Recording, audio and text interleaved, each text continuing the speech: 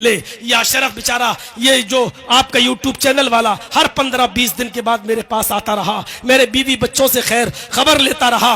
एक आदमी तो ऐसा मेरे घर पे आया जिसने मेरे बच्चे को बुलाया, मैं नहीं जानता हूं वो कौन है, अल्लाह उसको जज़ाए खैर दे, जिसने मेरे बच्चे से पूछा कि बेटा तुम कौन से स्कूल में पढ़ते हो, अगर हिम्मत कर सकते हो तो करो और चलना है तो चलो मेरे साथ बनारस की जेल में। मैं आपको एक ऐसे आदमी से मिलवाता हूं जो स्विट्जरलैंड का रहने वाला है, जो आज से 8 साल पहले नेपाल के बॉर्डर पर अल्हम्दुलिल्लाह नहमदुहु व नस्तईनुहु व नस्तगफिरुहु व नऊज़ु बिल्लाहि मिन शुरूरि अनफुसिना व मिन सय्यिआति अमालिना मन यहदिहिल्लाहु फला मुज़िल्ल लहु व मन युज़लिल्हु फला मुज़िल्ल लहु व मन युज़लिल फला हादिय लहु व अशहदु अन ला इलाहा इल्लल्लाहु वहदहु ला शरीका लहु व अशहदु अन्न मुहम्मदन अब्दुहु व रसूलुहु अम्मा बाद फ़इन्न खैरल हदीस किताबुल्लाह व खैरल हदी हदी मुहम्मदिन सल्लल्लाहु अलैहि वसल्लम व शर्रल उमूरि मुहदसातुहा व कुल्लु मुहदसतिन बिदअह व कुल्लु बिदअतिन ज़लालह व कुल्लु ज़लालतिन फिन्नार। अऊज़ु बिल्लाहि मिनश शैतानिर रजीम। बिस्मिल्लाहिर रहमानिर रहीम। वला तहिनु वला तहज़नु व अंतुमुल अलौना इन कुंतुम मुमिनीन। रब्बि इश्रह ली सदरी व यस्सिर ली अमरी वहलुल उक़दतम मिन लिसानी यफ़क़हू क़ौली। स्टेज पर तशरीफ़ फरमा मुअक्कर उलमाए किराम, ललमटिया नीमा और उसके अतराफ़ व अकनाफ से तशरीफ़ लाए हुए मुअज़्ज़ज़ सामीन हज़रात, आपको ये बखूबी इल्म है कि मैं कहाँ था और किस जगह से मैं निकला हूँ। 6 महीने के बाद ये मेरा पहला प्रोग्राम यहाँ हो रहा है। मैं बहुत थोड़ी सी देर आज आपके सामने रहूँगा क्योंकि मुझे मालूम है कि 1 महीना 1.5 महीना रुकने के बाद जब मैं कोई स्पीच पहली स्पीच देता हूँ तो 15 या 20 मिनट में मेरा गला बैठ जाता है। ये एक आदत है, मुश्किल से 15-20 मिनट में गला बैठना ही बैठना है पहली तकरीर में, और कल से ये फिर ठीक हो जाएगा। ये आज तक कोई डॉक्टर इस मर्ज को पकड़ ही नहीं पाया कि क्या बात है। वो छुरी होती है जिसको जितना तेज़ करते रहो तो चलती रहती है, और जब कुंद हो जाती है तो फिर उसको, मैंने ये जुमे का खुतबा भी कहीं नहीं दिया, जानबूझकर कहीं नहीं दिया। मैं निकल तो गया था लेकिन जानबूझकर मैंने जुमे का खुतबा कहीं नहीं दिया क्योंकि इतनी भीड़ हो रही थी। जिस जगह पर भी खुतबे का ऐलान अगर सुन लिया जाता तो जगह नहीं मिलती। मेरे साथियों, ये पहला प्रोग्राम है हमारा, पहला। और इसके बाद फिर हमारे कर्नाटक के अहबाब बैठे, इनको मालूम ही है कि फिर हमें कर्नाटक भी जाना है। 19 तारीख को उधर भी प्रोग्राम है, और रमज़ान तक हम एहतियात बरत रहे हैं। कुछ फॉर्मेलिटी होती है हाई कोर्ट की जिसको पूरा करना पड़ता है, उसमें अभी हम लगे हुए हैं। तो मेरे भाइयों, बुरा मत मानिएगा, जितना वक्त होगा हम देंगे। हर किसी को टाइम नहीं भी दे पाएंगे, हर आदमी बुरा ना माने। पहली बात यह है कि हम सबसे पहले उनको तरजीह देंगे। हर आदमी तारीख लेने ना आए मेरे पास, सबसे पहले मैं उनको तरजीह दूंगा जो झारखंड और बिहार और बंगाल से बेचारे हमारे पास गए। ऐसे ऐसे लोग हमारे पास गए मिलने के लिए कि जिनके पास होटल में खाना खाने को बाहर निकल के पैसा नहीं है, लेकिन मेरे लिए बेचारे वो सेब और केला लेके गए। लौट के आ रहे हैं तो पता चला उनके पास 1 भी रुपया नहीं है। वो घर कैसे जाएंगे? 1 भी रुपया नहीं है उनका। हाँ आया, वुजू बनाओ, अल्लाह ने कहा नमाज पढ़ो, हम नमाज पढ़ने के लिए खड़े हो गए। नमाज से पहले वुजू की शर्त है अगर वुजू नहीं तो नमाज भी नहीं। अल्लाह ने कहा कि हम तुम्हें हुकूमत देंगे, तुम्हें बुलंदी देंगे, तुम्हें सरदारी देंगे, इज्जत देंगे, लेकिन मेरी शर्त है इन कुंतुम मोमिनीन, अगर तुम मोमिन हो। आज हमें इज्जत नहीं मिल रही है। दुनिया के किसी भी कोने में आप चले जाइए, मैं जिस माहौल में था उस माहौल में भी हिंदू मुस्लिम चलता था। उस माहौल में भी था कि आपको ऊंची आवाज में मस्जिद के अंदर नमाज पढ़ाने की इजाजत नहीं होगी, आपको 5 मिनट से ज्यादा जुमे का खुतबा देने की परमिशन नहीं होगी। आज कहीं पर भी किसी भी तबके में जाइए और किसी भी आप ब्रांच और शोबे में चले जाइए, मुसलमान बाइज्जत नहीं है। सुरिबत अलैहिमुज़्ज़िल्लतु वल मस्कना, सबसे ज्यादा जलील, सबसे ज्यादा रुस्वा, सबसे ज्यादा ख्वार आज के इस दौर में मुसलमान है। सिर्फ हिंदुस्तान के अंदर ही नहीं, किसी भी मुल्क में चले जाइए आप, यहां तक कि अपने पड़ोसी मुल्क पाकिस्तान का हाल देख लीजिए। कटोरा लेकर भीख मांगने पर मजबूर हो गई है वहां की आवाम। इकोनॉमी बिल्कुल ढह चुकी है, उसकी लाइट खत्म हो चुकी है उस मुल्क की, कर्ज में डूब चुका है आपका पड़ोसी मुल्क।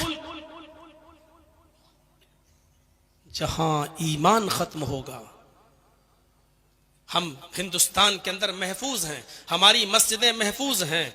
यहां होली और दिवाली और ईद अगर एक दिन पड़ जाए तो आराम के साथ आप रंग से बचते हुए मस्जिद में जा सकते हैं और हिंदू भाई भी आराम से अपना त्योहार मना सकता है। लेकिन आप अपने पड़ोसी मुल्क का हाल देखें तो वहां मस्जिदें महफूज नहीं है, नमाज की हालत में गोलियों से भून दिया जाता है, सजदे की हालत में गोलियों से भून दिया जाता है। मेरे प्यारे साथियों, दुनिया के किसी भी कोने में चले जाइए, इराक का हाल देख लीजिए आप, ईरान का हाल देख लीजिए आप, सीरिया का हाल देख लीजिए आप, फिलिस्तीन का हाल आप देख लीजिए। आप दुनिया के किसी भी मुल्क में, जो आप अपने मुल्क कहते हैं जिनको इस्लामी मुल्क, मुस्लिम ममालिक, आप उनका हाल देख लीजिए। भारत के मुसलमानों से बदतर जिंदगी गुजार रहे हैं। हम इनफरादी तौर पर सबसे मजबूत हैं, हम इज्तिमाई तौर पर भी सबसे मजबूत हैं। अगर दुनिया का सबसे अमीर कोई इंसान है दुनिया का, तो वो एक मुसलमान है। और दुनिया का सबसे अमीर मुल्क अगर कोई है तो वो कुवैत, जिसकी करेंसी सबसे हाई फाई। हम इज्तिमाई तौर पर भी मजबूत हैं, इनफरादी तौर पर भी मजबूत हैं, लेकिन अफसोस ये है कि इसके बावजूद सबसे ज्यादा जलील, सबसे ज्यादा रुस्वा, सबसे ज्यादा बदनाम और सबसे ज्यादा बेबस, सबसे ज्यादा कमजोर अगर तुम्हें दुनिया में कोई नजर आएगा और हिंदुस्तान में कोई नजर आएगा तो वो मुसलमान नजर आएगा। वला तहिनु वला तहज़नु व अंतुमुल अलौना इन कुंतुम मुमिनीन, तुम गम न करो, तुम मायूस न हो जाओ, तुम परेशान न हो। मोमिनो, हम तुम्ही को इज्जत देंगे, तुम ही बुलंद रहोगे, तुम ही साहिब इज्जत रहोगे, कदम कामयाबी तुम्हारे कदम चूमेगी। इन कुंतुम मुमिनीन, शर्त यह है कि तुम पहले मोमिन बन जाओ। अल्लाह ने ईमान की शर्त लगाई है, पहले तुम मोमिन बन जाओ। ईमान एक मुआहिदा है और अमले स्वालिह नतीजा है। आपसे एक मालिक और मजदूर होता है ना, मालिक जैसे मोबाइल में सिम और सिम के लिए मोबाइल, ये दोनों लाजिम और मलजूम है। आपके पास मोबाइल है लेकिन सिम नहीं तो बेकार है, आपके पास सिम है लेकिन मोबाइल नहीं तो बेकार है। आपके पास ईमान है लेकिन अमले स्वाले नहीं बेकार है, आपके पास अमले स्वाले है लेकिन ईमान नहीं बेकार है। अमले स्वाले हम क्या करेंगे, हमसे अच्छे अच्छे अमले स्वाले गैर मुस्लिम लोग करते हैं।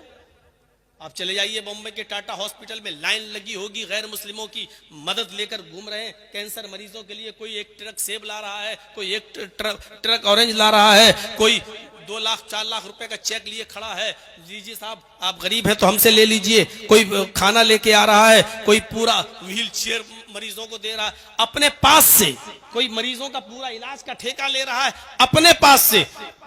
कितना अच्छा काम कर रहे हैं ये लोग।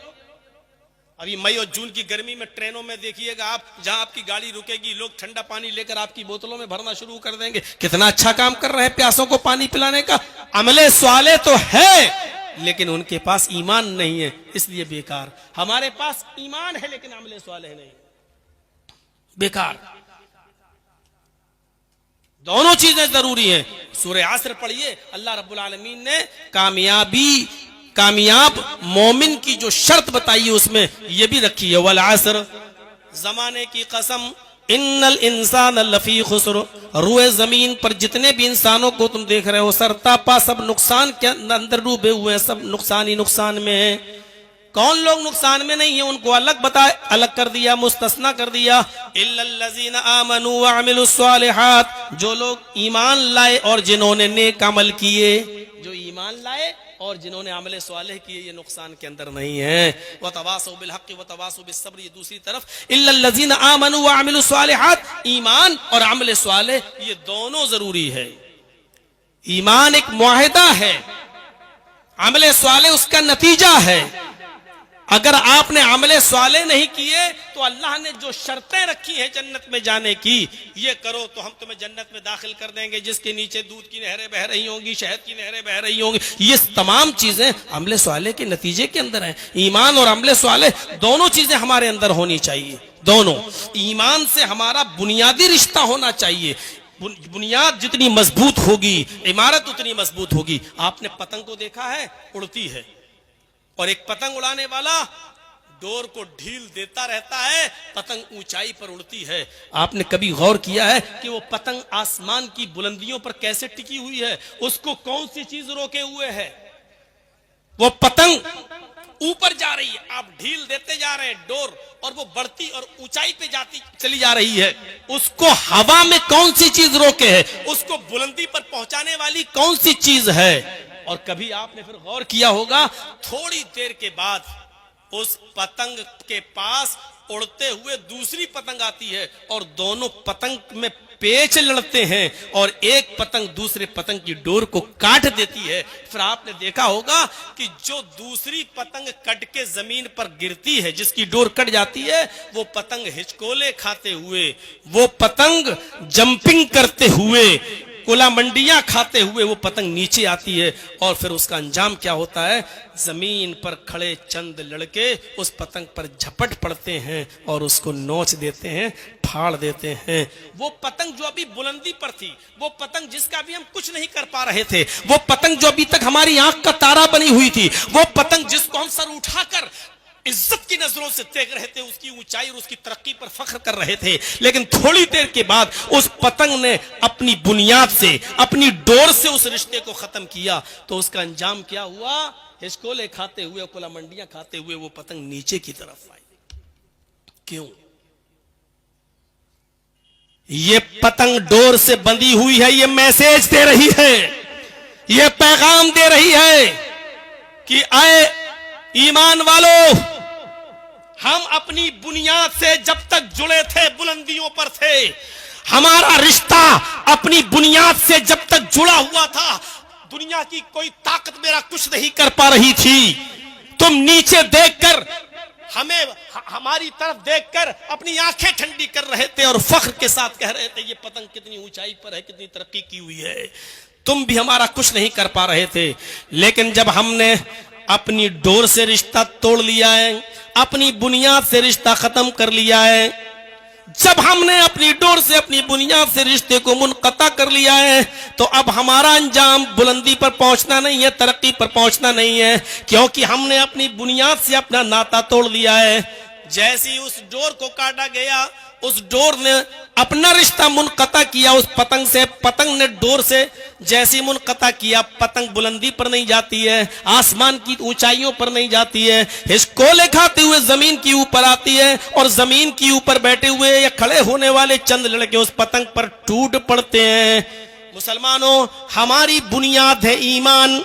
मुसलमानों, जब तक हम ईमान से बंधे हुए हैं और हम इस ईमान की डोर से हम बंधे हुए हैं, तरक्की करेंगे, ऊंचाई के ऊपर जाएंगे, हमें देखकर लोग फख्र करेंगे, इसलिए कि हमारी बुनियाद मजबूत है और हमने अपना रिश्ता, अपनी बुनियाद अपने ईमान से जोड़े रखा है। इसी को कुरान कह रहा, व अंतुमुल आलौन इन कुंतुम मुमिनीन, अगर तुम मोमिन हो तो हम तुम्हें इज्जत देंगे, हम तुम्हें सर बुलंदी देंगे, हम तुम्हें ऊंचाइयों पर पहुंचाएंगे, हम तुम्हें हुकूमत देंगे अगर तुम मोमिन हो।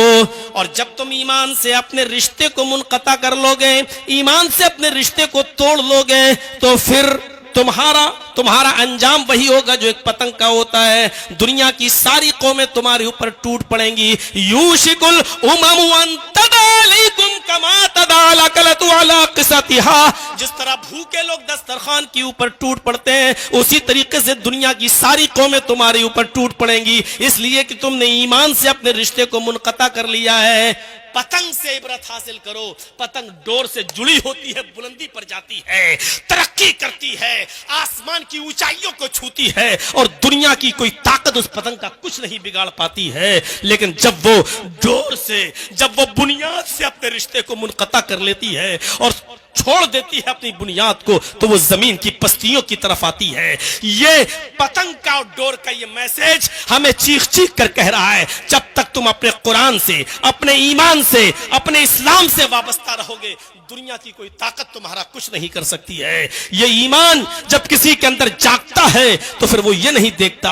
हजरत इब्राहिम अपने शीर ख्वार बच्चे को हाजरा के साथ जब बेआबो गया वादी में छोड़ते हैं और जब चलने लगते हैं, जहां एक चिड़िया भी नहीं है, चिड़िया परिंदा भी नहीं है, परिंदे भी ऐसी जगह घोंसला बनाते हैं जहां उनको पानी आसानी से मिल सके, दूर दूर तक पानी का वजूद नहीं है। और ऐसे बेआबो गया मैदान में, मिना के मैदान में इब्राहिम अलैहिस्सलाम जब अपनी बीवी हाजरा को छोड़ते हैं और शीरख्वार बच्चे को छोड़ते हैं और जाने लगते हैं, तो उनकी बीवी कहती है, इला मन ततरुकुना।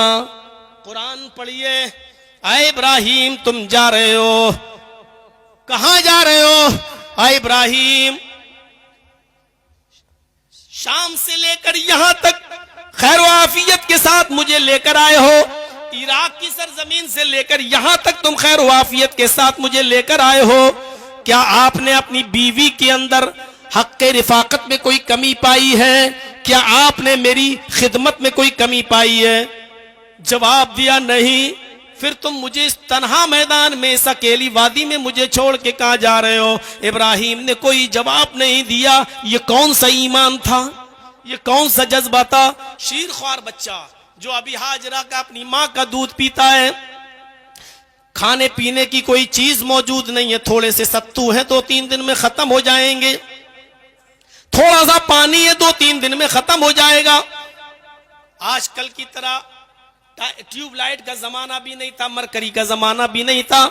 बेआबो गया वादी, और उस वादी के अंदर छोड़ के जब जा रहे हैं और जब मुड़कर देखते ही नहीं है, तो हाजरा ने पूछ ही लिया बज़बाने कुरान, इला मन ततरुकुना। आए इब्राहिम हमें किसके हवाले करके जा रहे हो? आए इब्राहिम हमें किसके पीछे, किसके हवाले करके जा रहे हो? किसके जिम्मे, किसके सुपुर्द छोड़ के जा रहे हो? इब्राहिम अलैहिस्सलाम पीछे मुड़कर नहीं देखते हैं, सीधे जाते जाते कहते इल्लल्लाह। आए मेरी बीवी हाजरा, मैंने तुझे अल्लाह की सुपुर्द कर दिया है। ईमान देखिए, जज्बा देखिए। इला मन ततरुकुना, हमें किसके हवाले छोड़कर जा रहे हो? पीछे पलट कर नहीं देखते कि पीछे पलटूंगा बीवी का चेहरा दिखेगा, मोहब्बत जोश में आ जाएगी। पीछे पलट कर देखूंगा तो मेरा बेटा छोटा शीरख्वार बच्चा जो 99 साल दुआओं के बाद अल्लाह रब्बुल आलमीन ने मेरी फरियाद सुनी है, बहुत गिड़गिड़ाने के बाद, रब्बे हबली मिनस सालिहीन का वजीफा पढ़ने के बाद अल्लाह रब्बुल आलमीन ने बुढ़ापे में मुझे सहारा दिया है। लाठी, एक बुढ़ापे में जैसे लाठी सहारा बनती है, उसी तरीके से मेरा बेटा मुझे सहारा बना कर दिया है। लेकिन आज उसी को छोड़ने का हुक्म हो रहा है। अगर वो शीरख्वार बच्चे पर नजर पड़ेगी तो उसकी मोहब्बत मेरे दिल में जोश मार जाएगी। नहीं, पीछे पलट कर देखते हैं, चले चले जा रहे हैं। जवाब क्या देते हैं? इल्लल्लाह। आए मेरी बीवी, जब तूने पूछ ही लिया कि मुझे किसके सुपुर्द करके जा रहे हो, तो सुनो, इल्लल्लाह, अल्लाह के सुपुर्द करके जा रहा हूं, अल्लाह के सुपुर्द।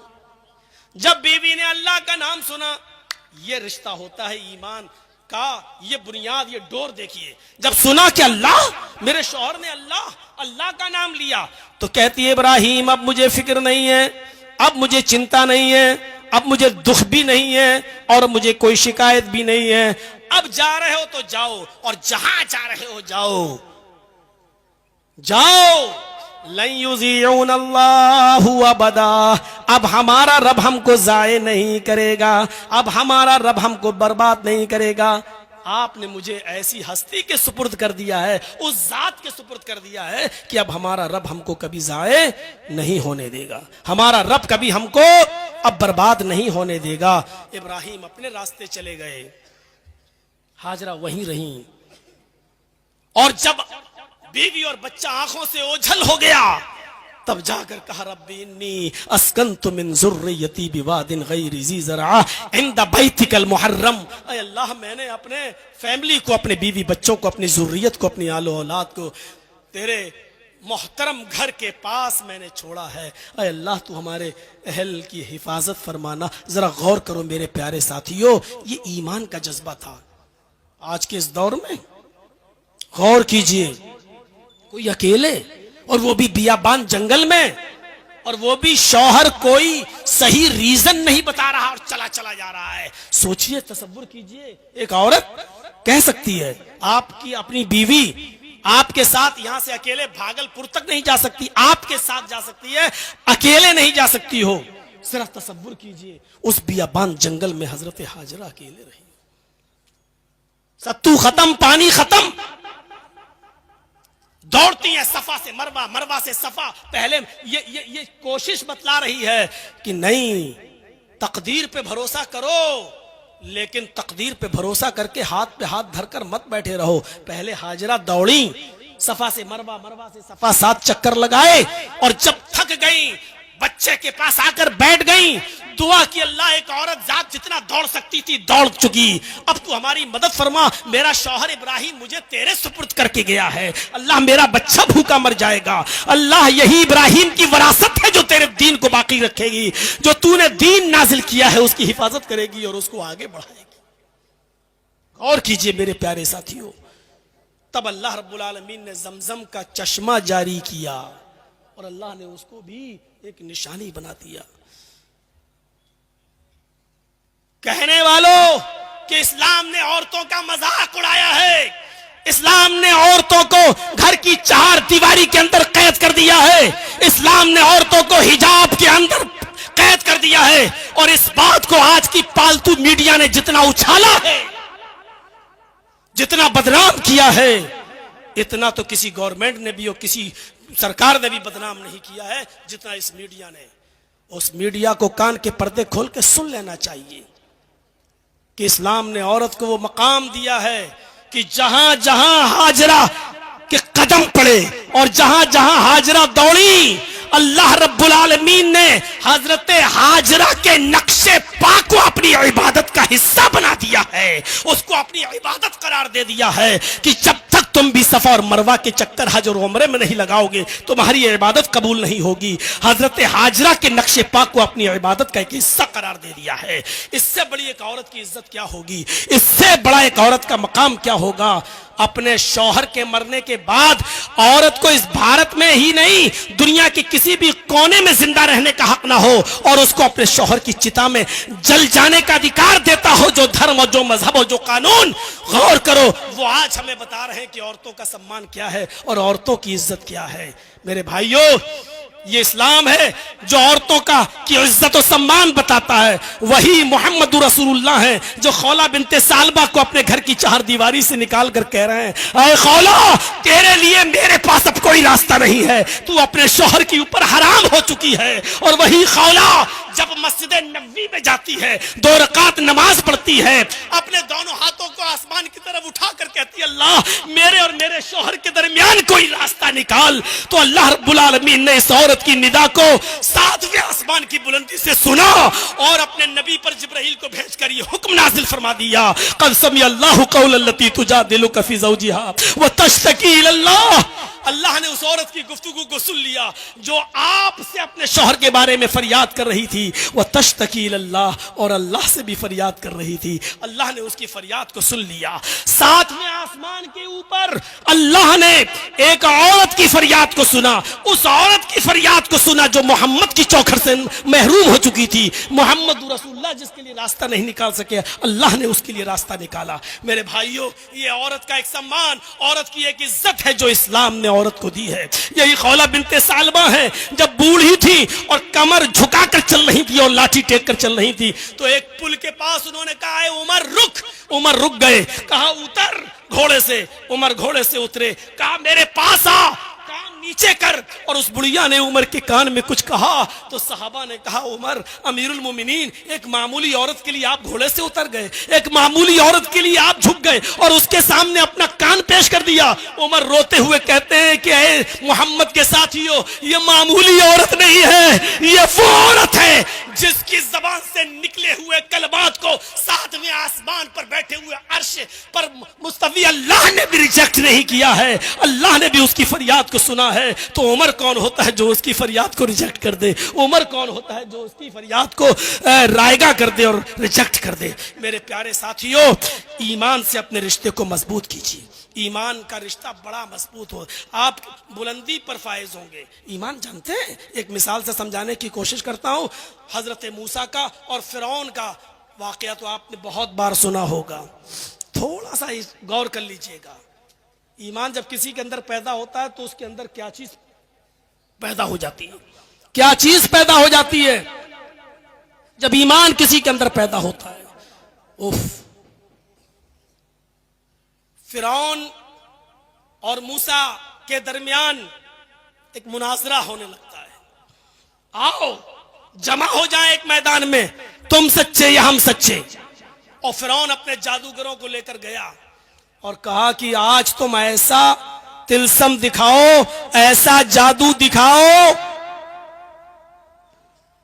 कि आज फिरौन और आज मूसा और उसके साथी सब हक्का बक्का रह जाएं और मूसा हार जाए। जानते हो, जब किसी के अंदर ईमान नहीं होता तो मुतालबा क्या करता है?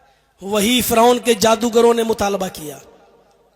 ये तो मेरे बाएं हाथ का खेल है, मूसा और उसके साथी हक्का बक्का रह जाएंगे, हार जाएंगे, भाग जाएंगे। लेकिन अगर हमने ऐसा किया, इन्ना लना ला अजरन इन कुन्ना नहनुल गालिबीन, अगर हम मूसा और उसके साथियों पर गालिब आ गए तो आप हमें इनाम क्या देंगे?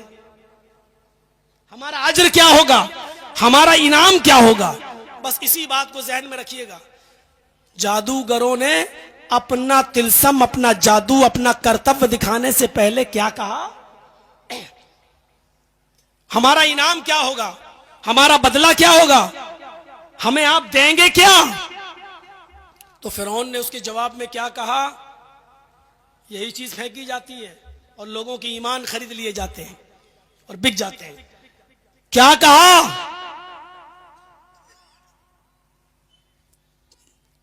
अगर तुमने मूसा और उसके साथियों को हरा दिया, भगा दिया,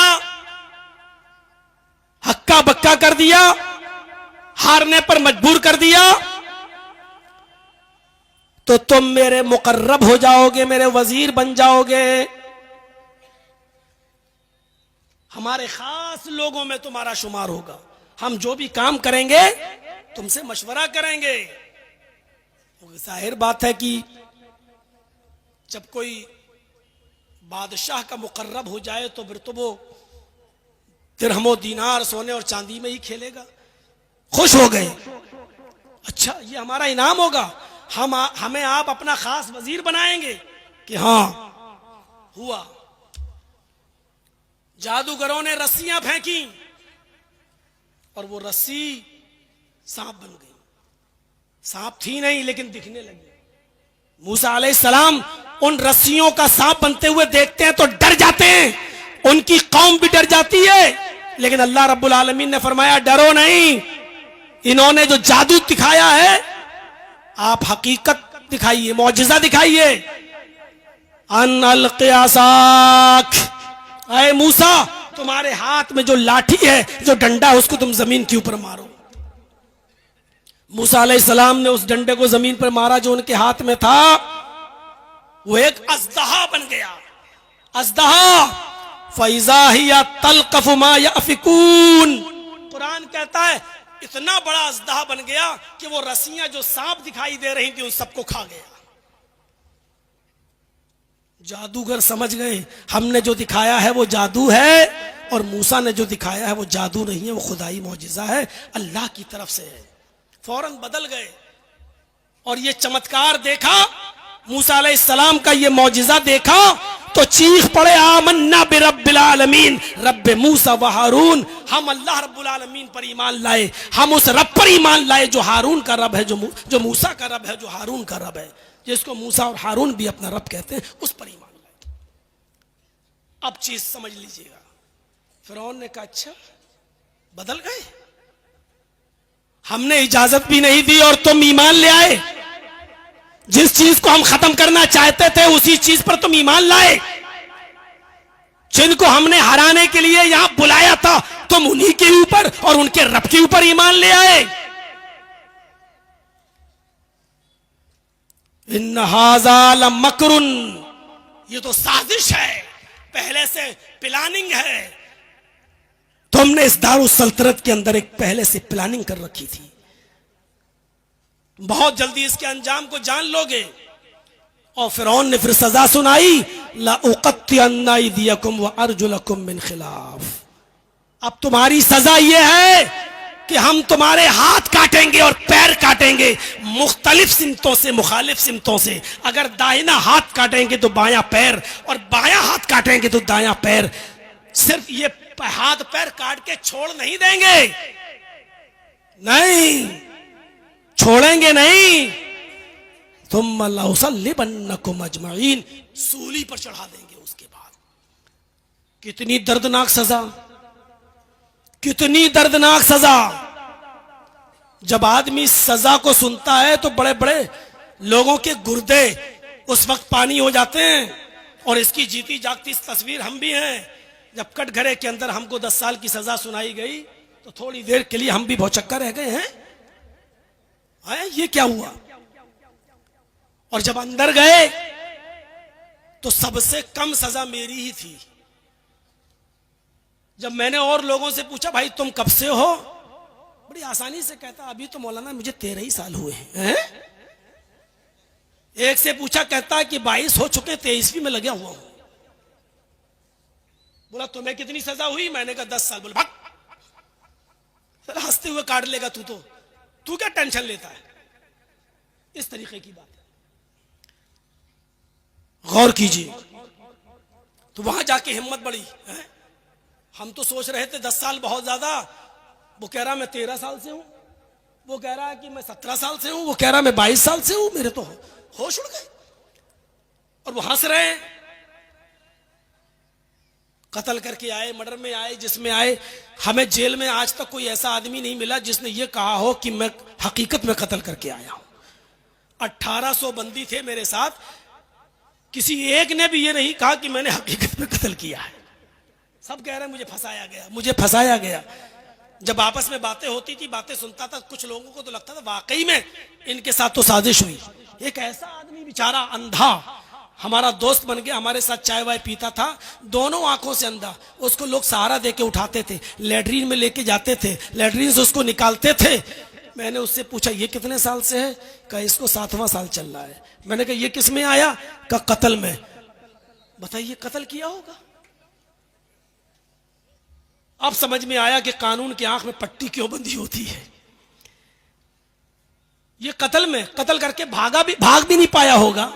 जिस आदमी को लेटरीन में ले जाने के लिए एक आदमी लगा हो, उससे निकालने के लिए एक आदमी लगा हो, उसको भंडारे से खाना लेने के लिए एक आदमी लगा हो, वो आदमी किस में आया, कत्ल के जुर्म में। अंधा भी उसको देखकर कह देगा, थोड़ी सी अकल रखने वाला भी ये बेचारा फंसाया गया है। इतना साफ सुथरा आदमी भी बेचारा जेल की सलाखों में है और वहां का जेलर कह रहा है हम तो सिर्फ कानून को मानते हैं साहब, इसका वारंट आया हमने रख लिया, इसकी रिहाई का ऑर्डर ले आओ, हम 1 मिनट में छोड़ देंगे इसको, हम तो सिर्फ रक्षा करते हैं। गौर कीजिए, तस्लीम नहीं कर सकते आप। कितनी बड़ी सजा सुनाई, लउक़त्तिअन्नक अयदियकुम वअरजुलकुम, तुम्हारे हाथ कटवा दूंगा, तुम्हारे पैर। उलमा बैठे जानते, उक़त्तिअन्न कहा, टुकड़े टुकड़े कर दूंगा, तख्ती टुकड़े टुकड़े करना। ये हाथ यहां से काटेंगे नहीं, इधर इधर इधर इधर इधर। दाहिना हाथ टुकड़े टुकड़े करेंगे तो बायां पैर, और बायां हाथ टुकड़े टुकड़े करेंगे तो दायां पैर। फिर क्या करेंगे? छोड़ेंगे नहीं। सुम्मा लउसल्लिबन्नकुम अजमईन, सूली पर लटका देंगे, फांसी पर चढ़ा देंगे, तुम सबको तख्तेदार पर लटका देंगे। और ये सजा सुनने के बाद जानते हो क्या कह रहे हैं वो जादूगर? अभी जो इनाम मांग रहे थे, अभी जो फिरौन से कह रहे थे अगर हमने मूसा और उसके साथियों को हरा दिया तो तुम मुझे क्या इनाम दोगे, जब इतनी बड़ी सजा सुनते हैं तो क्या कहते हैं? आए फिरौन, तुझे जो कुछ भी करना है कर, जो कुछ भी कर सकता है तू कर ले, तुझे इख्तियार है। हाथ कटवा, पैर कटवा, गर्दन कटवा या फांसी के तख्ते पे लटका, तुझे जो करना है। फक्जी मा अंत काजिन, जो कुछ भी करना है कर। हम अब उन निशानियों को देखने के बाद जो अल्लाह तबारक व तआला की तरफ से हमें दिखाई गई, मौजिज़ा देखने के बाद, वाज़ेह निशानियां सामने आ जाने के बाद, अब हम तुझे तरजीह नहीं दे सकते हैं। फ़क़्ज़ी मा अंत क़ाज़ी, कर जो कुछ भी तुझे करना है। इन्नमा तक़ज़ी हाज़िहिल हयातिद दुनिया, तू सिर्फ दुनिया की हद तक जो कुछ कर सकता है कर ले, दुनिया की हद तक जो कुछ कर सकता है कर ले, सिर्फ दुनिया की हद तक तू जो कुछ कर सकता है वही करेगा। आखिरत का तू मालिक नहीं है, वो मालिक अल्लाह है। तो दुनिया में मुझे सता सकता है लेकिन आखिरत में मुझे नहीं सता सकता। गौर करो, मैं बताना यह चाहता था कि जब किसी के अंदर ईमान पैदा होता है, जब ईमान की रूह उसके अंदर आती है तो फिर वो इतना मजबूत हो जाता है, जो अभी इनाम लेना चाह रहा था वो अब हाथ और पैर कटवाने के लिए तैयार हो गया, वो अब सूली पे लटकने के लिए तैयार हो गया। इसको कहते हैं ईमान। और इसीलिए अल्लाह ने कहा अगर तुम्हारे अंदर ये ईमान पैदा हो जाए तो हम तुम्हें इज्जत देंगे, हम तुम्हें बुलंदी देंगे, हम तुम्हें हुकूमत देंगे, हम तुम्हें कामयाबी से नवाजेंगे। शर्त यह है कि तुम अपने अंदर ईमान पैदा करो। गज़वे तबूक के मौके पर अल्लाह के रसूल ने कहा कुछ लाओ, हमें जरूरत है इस गज़वे में जाने की। तो सारे लोग बिसात के मुताबिक, इस्तिताअत के मुताबिक अपना अपना माल लाए। हजरत अबू बकर सारा माल उठा लाए। अल्लाह के नबी ने पूछा अबू बकर घर में क्या छोड़ा? अबू बकर सिद्दीक ने छूटते ही जो जवाब दिया वो ईमान से भरा हुआ जवाब था। आए अल्लाह के रसूल आप पूछते हैं घर में क्या छोड़ा, कितना माल छोड़ा? घर में तो हम सिर्फ अल्लाह और उसके रसूल की मोहब्बत को छोड़ के आए और कुछ नहीं। घर का सारा माल लेकर चले आए, सारा माल, कुछ नहीं छोड़ा। घर में छोड़ा तो अल्लाह और उसके रसूल की मोहब्बत को छोड़ा है। हजरत उमर फारूक अपने घर का आधा माल ले आए थे, आधा माल, लेकिन उमर फारूक का घर का आधा माल अबू बकर के घर के पूरे माल से ज्यादा था। हजरत उमर से पूछा तुम क्या लाए? कहा अल्लाह के रसूल घर का आधा माल लाया। अल्लाह ने कहा बरकत दे, अल्लाह तुम्हें बरकत दे। फरमाया अबू बकर तुम क्या लाए? कहा सब कुछ उठा लाए। घर में क्या छोड़ा? अल्लाह और उसके रसूल की मोहब्बत को छोड़ा है, कुछ नहीं छोड़ा। हजरत उमर उसी वक्त रोने लगे और रोते हुए कहते हैं कि आज समझ में आया अबू बकर मैं नेकियों में तुमसे कभी आगे नहीं बढ़ सकता, मैं सवात के कामों में कभी तुमसे आगे नहीं बढ़ सकता, मैं कभी सबकत नहीं ले जा सकता तुमसे। मेरे भाइयों, ईमान का ऐसा जज्बा था कि सब कुछ लुटा दिया। यहाँ तो बेचारा एक मौलाना आता है और भीख सी मांगता है कि इस मदरसे के लिए इतना दे दो, उतना दो, अल्लाह तुम्हें बरकत दे, अल्लाह तुम्हारे कारोबार में बरकत दे। ऐसा लगता है कि बेचारा इस मदरसे के लिए आपके सामने रुकू कर रहा हो, आपके सामने सजदा कर रहा हो, आपके सामने गिड़गिड़ा रहा हो और आप 100-500 रुपए देकर उसके ऊपर बहुत बड़ा एहसान कर रहे हो। मेरे भाइयों, ऐसा महसूस होता है और ऐसा तसव्वुर, ऐसा दिमाग में आता है। जरा तसव्वुर कीजिए, यहाँ हजरत अबू बकर सारा माल ले आए तो उमर चीख पड़े कि आए अबू बकर मैं नेकियों में कभी तुमसे आगे नहीं बढ़ सकता। ईमान का जज्बा बहुत बड़ी चीज है। अल्लाह ने कहा वला तहिनु वला तहज़नु व अंतुमुल आलौन, गम करने की जरूरत नहीं, शर्त ही साहिब हुकूमत तुम रहोगे। शर्त क्या है? तुम अपने अंदर ईमान पैदा कर लो। अगर हिम्मत कर सकते हो तो करो, और चलना है तो चलो मेरे साथ बनारस की जेल में। मैं आपको एक ऐसे आदमी से मिलवाता हूं जो स्विट्जरलैंड का रहने वाला है, जो आज से 8 साल पहले नेपाल के बॉर्डर पर, गौर कीजिए, उसकी गाड़ी क्रॉस कर रही थी, वो नेपाल में घूमते हुए इंडिया में आ रहा था, उसके पास इंडिया का भी वीजा था। चूंकि वो अपनी जबान से वाकिफ नहीं था हिंदुस्तानी जबान नहीं जानता था, और उस गाड़ी के अंदर 10 किलो चर्स रखा हुआ था। जब गाड़ी इंडिया के बॉर्डर में आई तो पुलिस ने उस गाड़ी की चेकिंग की और उस गाड़ी के अंदर 10 किलो चर्स पकड़ा गया। चूंकि ये जबान से वाकिफ नहीं था, हिंदी जानता नहीं था, इसलिए सारे मुसाफिरों ने इसी का नाम लगा दिया और उसको पकड़कर महाराजगंज की जेल में ले जाया गया। उसको बंद कर दिया गया, अंडर कस्टडी ट्रायल चला और उसको 10 साल की सजा सुना दी गई। 4 साल वो महाराजगंज की जेल में रहा, उसके बाद वहां से ट्रांसफर करके बनारस की सेंट्रल जेल में भेज दिया गया। इत्तेफाक देखिए, अल्लाह को शायद ऐसे लोगों से मुझे मिलवाना था। नमाज की ड्यूटी जेलर ने हमको दे दी कि आप पढ़ाइए, उसमें भी फितना और फसाद चला। कुछ ऊंची टोपी वाले कहने लगे हम इनके पीछे नमाज नहीं पढ़ेंगे। जेलर ने कहा हम तुम्हारा मौलवी कहां से लेके आए, जो है वही पढ़ाएगा, पढ़ना हो पढ़ो, नहीं तो अपने कमरे में पढ़ो। बहुत कुछ होता है, बहरहाल वो सारी बातें यहां बताने की जरूरत नहीं। 4 साल से वो इस जेल में है, उसका साबिका हमसे पढ़ा। इस 8 साल की मुद्दत में उसने पूरा कुरान पढ़ लिया। इस 8 साल की मुद्दत में उसने इंग्लिश में उसका ट्रांसलेट पढ़ा। इस 8 साल की मुद्दत में उसने हर जुमरात और सोमवार का रोजा रखना शुरू किया। वो आदमी इतना मजबूत ईमान वाला मैंने हिंदुस्तान के अंदर, पूरे इंडिया के अंदर इतनी जगहों पर मैंने घूमा है, मैंने ऐसा मजबूत ईमान नहीं देखा। वो हमसे कहता था कि यार मौलाना है आप हैं? हमने जी क्या हुआ, तुम 3-4 महीने में घबरा रहे हो, यहां आना जरूरी था तुम्हारा है? मैंने कहा चुप। कहा नहीं, अल्लाह तुमको लेके आया, तुमको ये देखना था, तुमको यहां से सीखना था। हमने कहा मुझे मेरे जिस दुश्मन ने यहां तक पहुंचाया है उसको भी यहां आकर पता चलना चाहिए कि बीवी बच्चों से दूर रहने का अंजाम क्या होता है और क्या महसूस होता है। नहीं, तुम ऐसा नहीं करेगा, माफ कर दे उसको, माफ कर दे। मैंने कहा कि तुम्हें जिस पुलिस वाले ने अंदर डाला तो माफ करोगे? 8 साल से पड़े हो। कहता हम तो पहले ही दिन माफ कर दिया, हम पहले ही दिन माफ कर दिया। हमने ऐसा मजबूत ईमान वाला नहीं देखा। जब मुझे बेल की खुशखबरी मिली, जब मैंने फोन किया, वहां से 2 नंबर पे फोन कर सकते थे।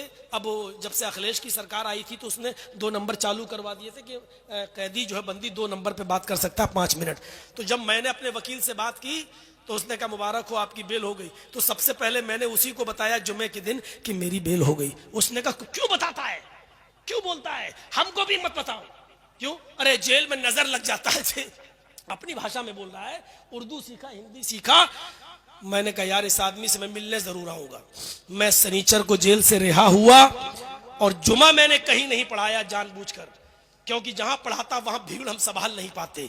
इतनी भीड़ आ रही थी कि फिर मैंने सोचा मीडिया वीडिया ना आ जाए, तो मैं मुसाफिर था। जुमे के दिन हम जेल ही में चले गए। जो हमारे दोस्त बन चुके थे, जो खाना वाना बनाते थे हमारा, जो बेचारे कपड़े अपड़े भी धुल देते थे, हमारे पीछे नमाज भी पढ़ते थे, हमने उनसे मुलाकात करना बेहतर समझा कि बेचारों की कुछ मदद कर दी जाए। अब हम बाहर हैं, उनसे हम मिलने चले गए तो उस आदमी से भी मिले। इतना खुश हुआ मेरे भाइयों। आज भी स्विट्जरलैंड का रहने वाला वो आदमी, और 8 साल की सजा अभी तक काट चुका है फर्जी केस के अंदर, फर्जी केस के अंदर बेचारा।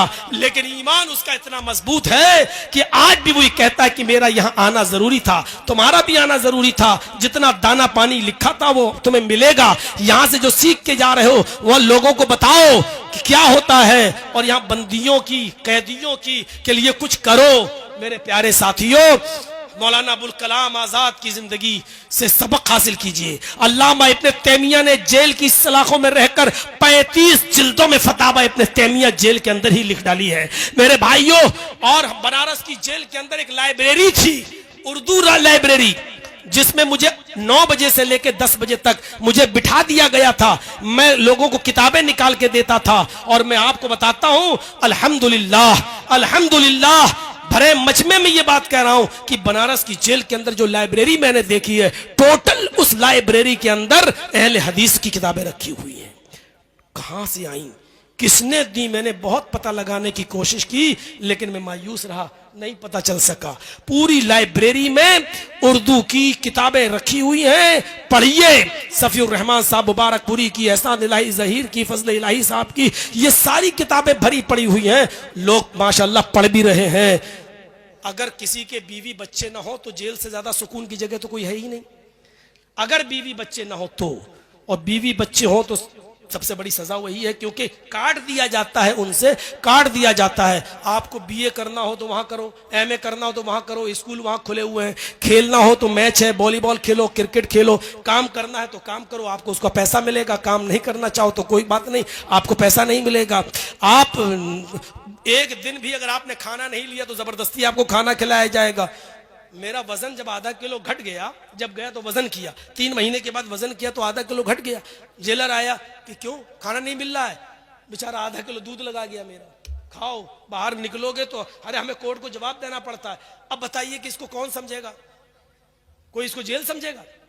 लेकिन हाँ, घर वालों से काट दिया जाए, ये सबसे बड़ी सजा है। आप लोगों की दुआओं ने मुझे बाहर निकाला है, मुझे अपने अहल वयाल से मिलवाया है, और लोगों ने खाने काबा में भी हमारे लिए दुआएं की हैं। हमें उन सब का शुक्रगुजार हूं, अपनी जमयत का, जमात का। बड़े बड़े लोग मुझसे मिलने आए, जमियत उलमा के लोग हमसे मिलने आए। डॉक्टर नोहरा शेख जो हैदराबाद की हैं, उन्होंने 3 वकील अपने सुप्रीम कोर्ट के हमारे पास भेजा और कहा कि सिर्फ दस्तखत कर दीजिए, 1 लाख से लेकर 50 लाख तक का खर्चा मैं आपका उठाऊंगी, कुछ नहीं। लेकिन मैंने सोचा इतना बड़ा मामला नहीं है मेरा, मैंने कहा नहीं, फिर देखा जाएगा जब जरूरत पड़ेगी। अल्लाह रब्बुल आलमीन से मैं दुआ करता हूँ इन तमाम लोगों का, जो लोग हमारे साथ, हमारे दुख दर्द में साथ रहे, हमसे मिलने आए, उन्होंने हमारे हौसले बढ़ाए, हमारी गैर मौजूदगी में हमारे वालिदैन को जो बुढ़ापे की दहलीज पर है, और जब मैंने उनको जेल के अंदर हमसे मिलने के लिए आए और उनके लड़खड़ाते हुए पैरों को जब मैंने देखा तो उस वक्त पहली मर्तबा मैं रोया और यही दुआ करता था कि अल्लाह मुझे ऐसा दिन न दिखाना कि मेरे बाप को उधर कुछ हो जाए और मैं जेल की सलाखों में रहूं। मुझे सबसे ज्यादा टेंशन मेरे वालिद मोहतरम की थी, जो 75 साल की उम्र में लड़खड़ाते हुए पैर से 2 लोगों के सहारे के जरिए आए।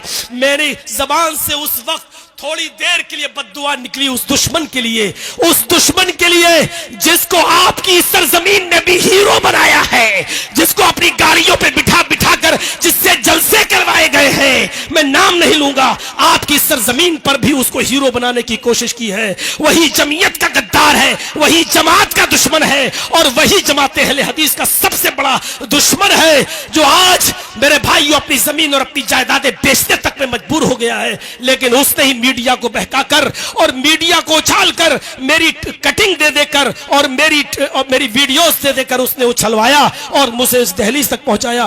पहली मर्तबा मेरी जबान से उसके लिए बद्दुआ ये जुमला निकला था। मेरे भाइयों, ये जायज था या नाजायज ये मैं तन्हाई में सोचूंगा, लेकिन मेरे भाइयों, हमने अपने बूढ़े माँ बाप के उन कदमों को लड़खड़ाते हुए देखा तो बड़े से बड़ा गुर्दा वाला आदमी भी मेरे भाइयों इंसान था, मैं इंसान था, मेरी जबान से भी वो जुमले निकले। या शरफ बेचारा, ये जो आपका यूट्यूब चैनल वाला, हर 15-20 दिन के बाद मेरे पास आता रहा, मेरे बीवी बच्चों से खैर खबर लेता रहा। एक आदमी तो ऐसा मेरे घर पे आया जिसने मेरे बच्चे को बुलाया, मैं नहीं जानता हूं वो कौन है, अल्लाह उसको जज़ाए खैर दे, जिसने मेरे बच्चे से पूछा कि बेटा तुम कौन से स्कूल में पढ़ते हो, क्या तुम्हारा दूसरा भाई भी वहीं पढ़ता है, तुम बस से जाते हो? वो बेचारा स्कूल का एड्रेस लेकर गया और जाने के बाद वहां की मैडम से मिला और कहता है कि कब से फीस जमा नहीं हुई। उन्होंने कहा 4 महीने से। कहा कि पूरे साल की फीस कितनी हुई है? उन्होंने बताया 4.5 लाख रुपया फीस बनती है, बस की भी और दोनों बच्चों की पढ़ाई लिखाई की। उसने 4.5 लाख रुपए पूरे साल की फीस जमा कर दी और उसकी रसीद लाकर मेरे बच्चे को दे दिया कि जाओ अपनी अम्मी को दे देना। मेरा बेटा उसका मोबाइल नंबर पूछता रहा, उसका फोन नंबर जानने की कोशिश करता रहा, लेकिन उसने कुछ नहीं बताया और कहा जाकर कह देना कि बस हमने अल्लाह के लिए काम किया है, और वो चला गया। मेरे इस कैसेट और इस तकरीर के जरिए अगर उस तक मेरी खबर पहुंच जाए तो तुमने मेरी गैर मौजूदगी में मेरे लिए जो सहारा बने हो, अल्लाह तुम्हें तुम्हारे कारोबार में दिन दूनी और रात चौगनी तरक्की अता फरमाए, तुम्हारे दुख दर्द में तुम्हारा तुम्हारा साथ दे। और तुम अगर अपना नाम नहीं बताना चाहे तो मत बताओ, अल्लाह रब्बुल आलमीन इसका तुम्हें बेहतरीन बदला जला देगा। हमारी बीवी लखनऊ में अपने बच्चों के साथ अकेले, लेकिन मेरे बच्चे को नमक तक नहीं खरीदना पड़ा, मेरे बेटे को नमक तक नहीं खरीदना पड़ा। वहां की जमीयत और जमात ने पूरा साथ दिया।